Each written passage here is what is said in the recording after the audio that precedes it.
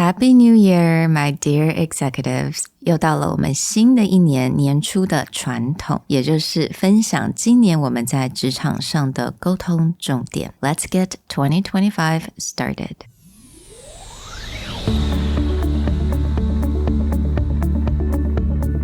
Hello, 欢迎来到 Executive Plus 主管与沟通力的 Podcast. I'm Sherry, an educator, certified coach, and style enthusiast.我相信专业有效的沟通是语言跟逻辑的完美结合。 And I'm Nick, a startup consultant, corporate trainer, and late-night gaming junkie. I believe great communication requires the right mindset and solid frameworks. 我们希望带给大家职场英语的技能、跨文化沟通技巧与其他能帮助您成为出色领导者的工具。Join us each week as we share our experience, research, and methodologies to take your communication and language skills from good to great.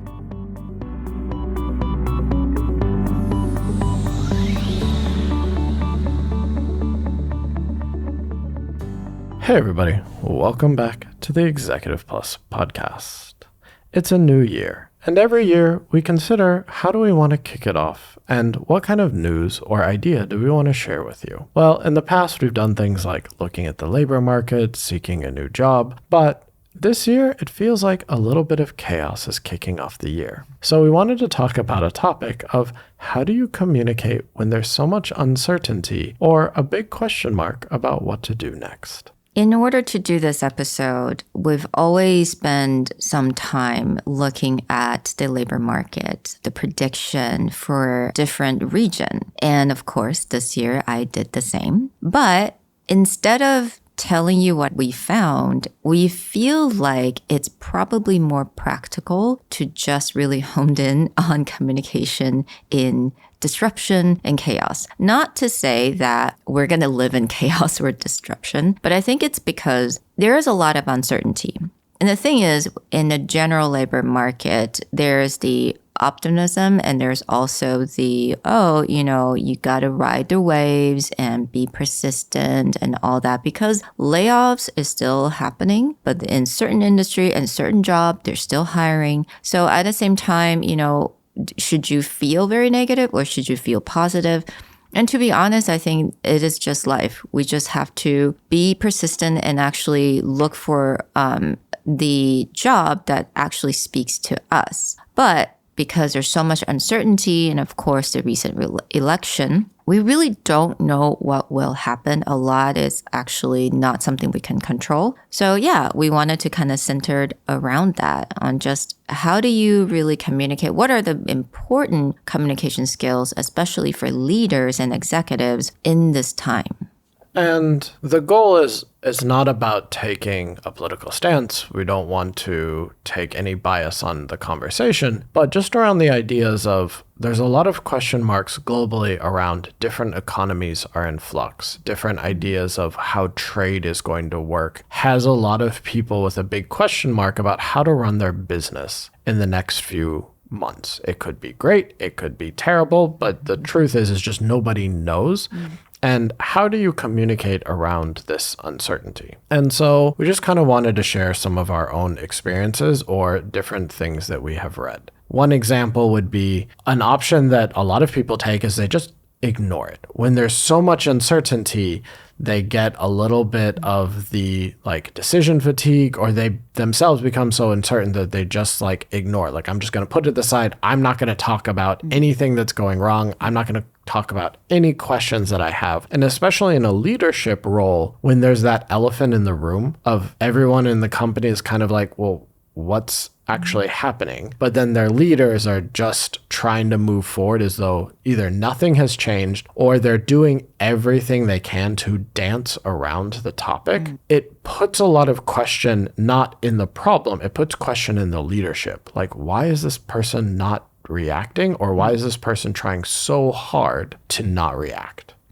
Exactly. And we've seen this firsthand. And in a lot of different companies, actually, I think in 2024, it was a very uncertain time. I think a lot of companies did struggle. So when a company struggles, you get to see the true color of the leaders and how they handle that very difficult situation. Now, like Nick said, sometimes all they wanted to do is to not talk about it and ignore it and expect people just to kind of move along and forget it. But I mean, that never happens. Like, everyone is very smart, obviously. People are smart. People can pick up on things. Even if they don't know exactly what's happening, they can feel it. So that's one thing. It's a big no-no. It just, don't dance around it. Don't think that people will just forget about it.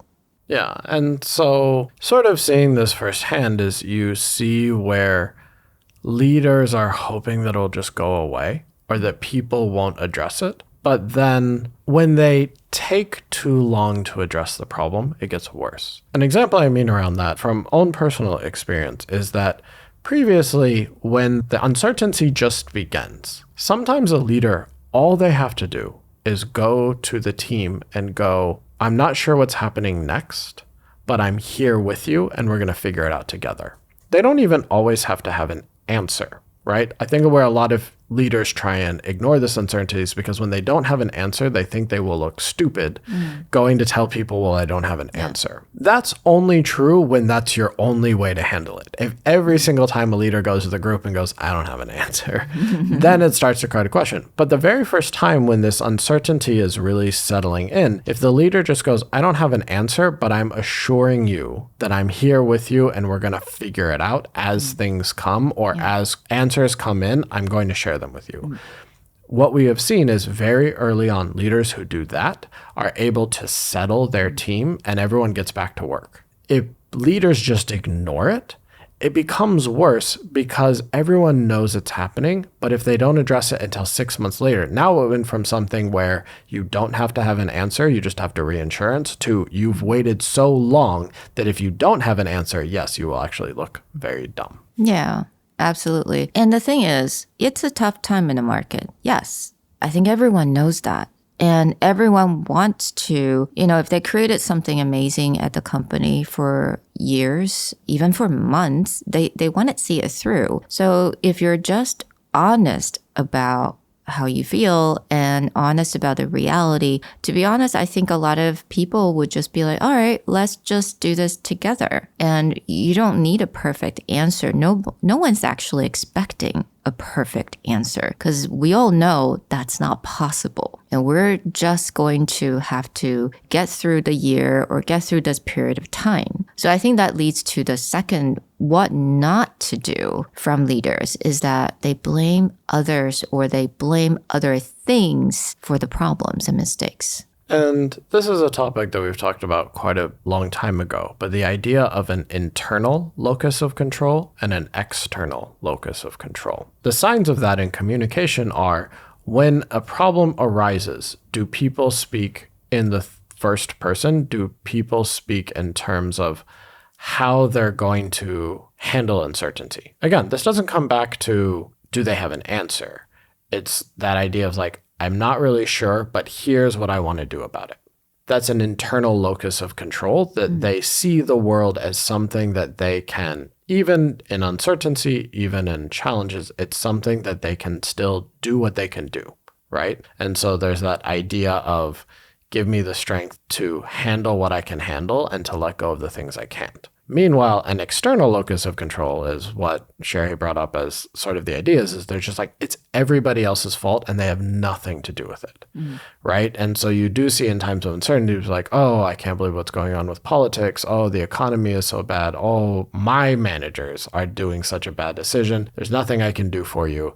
And it's always removing themselves from any sense of responsibility or accountability, and it's always somebody else's fault. And so paying attention to communication is if you're constantly in blame mode, then whether it is actually other people's fault or it is things you can't control's fault, people are going to look at you as like, wow, you take no accountability in this situation. And that takes me to the third what not to do. When someone is in a blame mode, they usually become a little bit guilty and just a little bit shameful. So when they needed something to be done, again, in chaos and uncertainty, you still need the work to be done. You still need to fix the problem.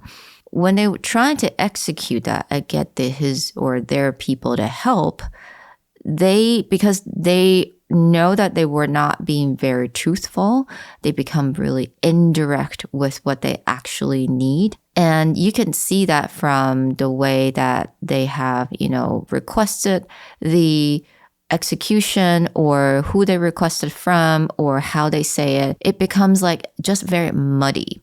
I think that has like a ripple effect. If you can't confront maybe the mistakes or things that you knew that you could have done differently, if you couldn't do that, I think it's very easy. Yes, you can get into the blaming others kind of phase. And also you just kind of want to dance around it even more. And so what you'll also find is that during this phase, if a leader just starts shutting down other ideas, be like, oh, could you talk to this person? Could we try this thing? And they're like, no, it's impossible. Nothing can be done about it. Then they've gone too far into that external locus of control. I have no agency. I have no control. And I'm even shutting down the possibility of me having control. And so as a leader, you have to be very careful about that. That doesn't mean you can't be honest. Maybe there are things that are not in your control. But if you're also shutting down every idea of what you can do to at least take a step forward, that comes across as like, oh, this person is just blaming others.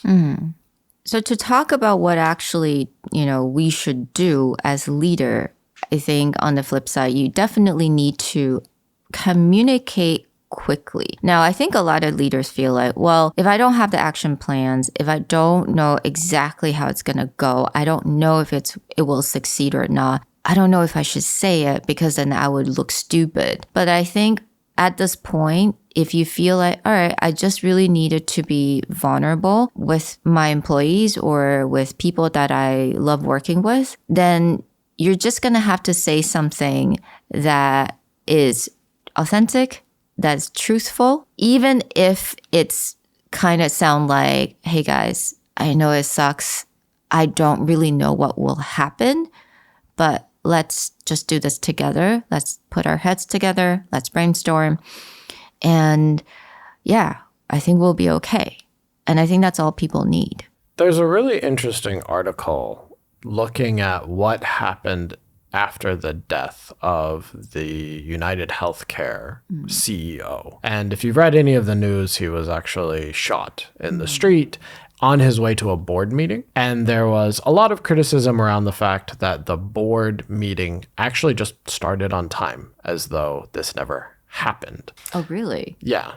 And so a lot of people got into that and and again, I don't want this to turn into a bias of like, should he be killed? Should he not be killed? Why do people have this thing? Why are American insurance companies evil? Blah, blah, blah. There's infinite amount of information around that. But what struck me about the article that Sherry found is they talked about the moment that it happened, how quickly the management of UHC started to talk to employees about what happened and started giving employees an opportunity to reach out to like counselors, psychologists, and address it in terms of like, even though this was a very horrific event, they didn't hold back on it, decide what they wanted to do as a company, and then start telling people what happened, which I think is the default for a large company when something happens. They're just like, okay, we're going to contain the information for as literally long as possible. And so it was talking about that there's an interesting perspective on leadership in the company in terms of when do you tell people about this problem and how do you tell them? Because while some people are like, okay, we're going to contain it, we're going to get all our ducks in a row, we're going to come out with a strong message. This comes back to that initial idea of when you see uncertainty in a challenge, if you address it very quickly and tell people you'll be with them, history and lots of research into this shows that they'll be okay the earlier you address it if you have less answers. But the longer that you wait, now this is where it starts to look stupid if you don't have an answer because you've taken so long to address this problem. And they said, there's a quote around that, it's okay for leaders to tell employees they are struggling with an incident and aren't sure what to say. And the reverse of that is like, if the leader shows like, I'm strong, this doesn't affect me at all, I'm totally confident in this moment of crisis. They don't show the vulnerability, they don't address the problem, or they ignore the problem.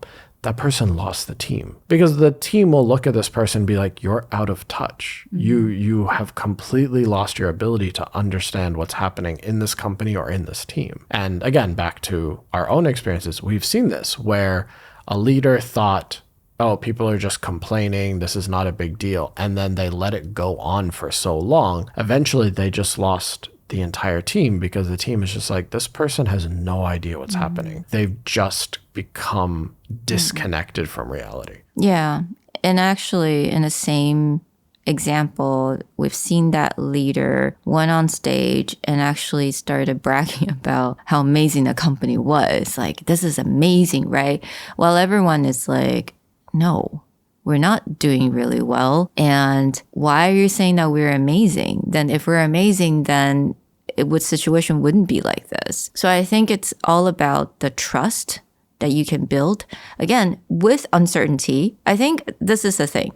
Most people see uncertainty as like a very negative thing, but you have no idea how much trust that you can build with your team during this time. Because guess what? In good times, no trust is needed. People can go anywhere to earn money, right? You don't need to build trust in really good times.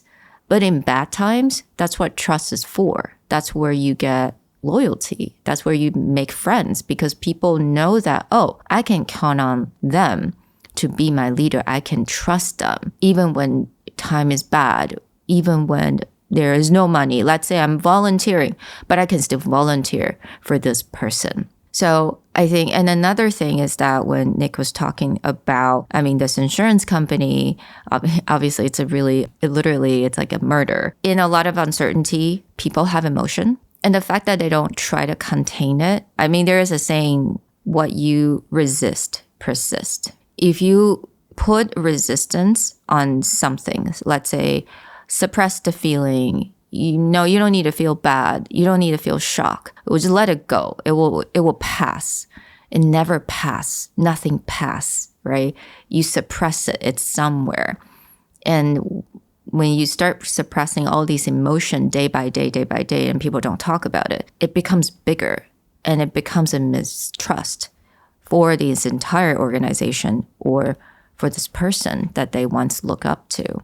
We don't want to start the year off with such heaviness, but I really do think this is a wonderful time for people to become the better leader and the best leader they can ever be because just of how uncertain things are. Yeah, this is a really good time to just reevaluate your own communication. And as Sherry was saying, loyalty is built in the hard times. It's not built in the best times. So in a time where potentially there's a lot of uncertainty, whether it's economic, whether it's political, whether it's just even within your own company, this is a great time to hone your communication, to build trust, to build loyalty, rather than becoming the person who avoids the problem, being the person who leans into it. And you will find that you can build a stronger team just through the communication of how you handle this. Well, we hope that you take into consideration your ideas on what good communication can be into 2025 and really kick off the year with a strong start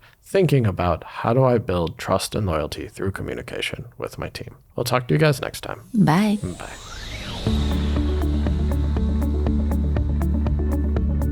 The Executive Plus podcast is a Presentality Group production, produced and hosted by Sherry Fang and Nick Howard. You can search us on Facebook, 主管英文 Executive Plus. You can also find us on Instagram, Communication R&D, and email us at sherry@epstyleplus.com.